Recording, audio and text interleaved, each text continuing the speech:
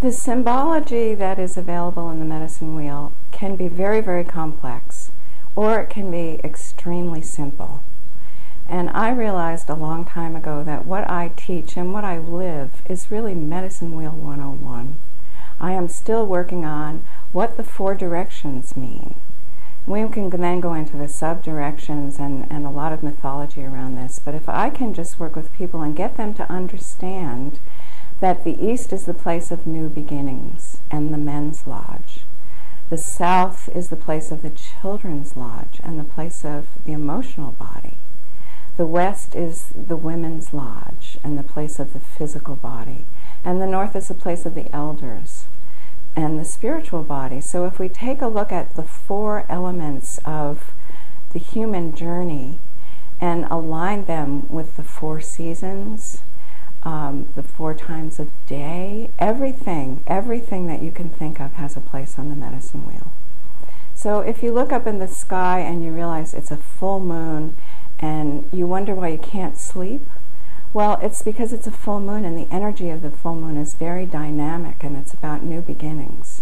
So instead of getting on your case for not sleeping, you can go, oh, it's a full moon.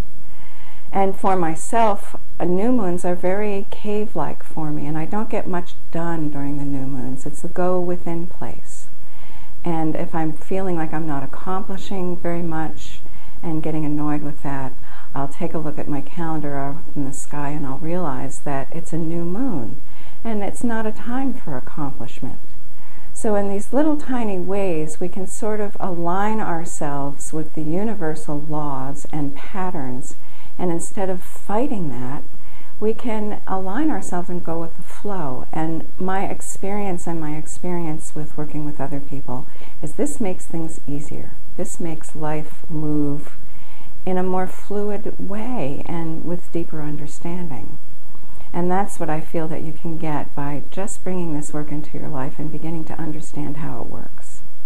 And what I love about this work is you, like any work, you take whatever you want out of it, and what you give to it is what you get back.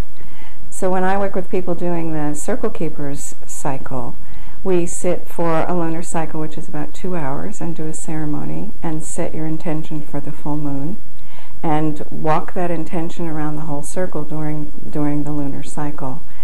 So what I ask people to do is build a small medicine wheel in their home, and I teach them how to do that, and just sit with it every day.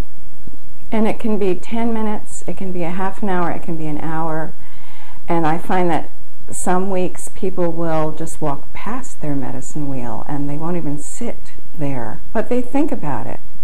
And if you leave it up in your house and other people come over, it's a natural conversation starter, and suddenly you're teaching the medicine wheel. So if you just put up a medicine wheel and start to call in the energies, that's what we talk about, the grandparents, which are like the archangels in the system. The grandparents are always trying to talk to us. It's just that we're not listening. And this is a way of setting up the wheel and saying, okay, I'm available. Speak to me, which of course is only speaking to your own inner wisdom. And that's the other thing I love about the medicine wheel, is it's not about putting your power outside of yourself. It's a way of self-empowering. And there are no gurus in this system, so you're not going to go like in Tibetan Buddhism and have a guy on a dais who's blessing you. We're sitting in a circle and we're all blessing each other. I love that. I think that's a wonderful way of being in the world, which is a very cross-cultural and interracial and dynamic and fluid world. So this gives us a way to be in it, and in a much more courageous way too, I think.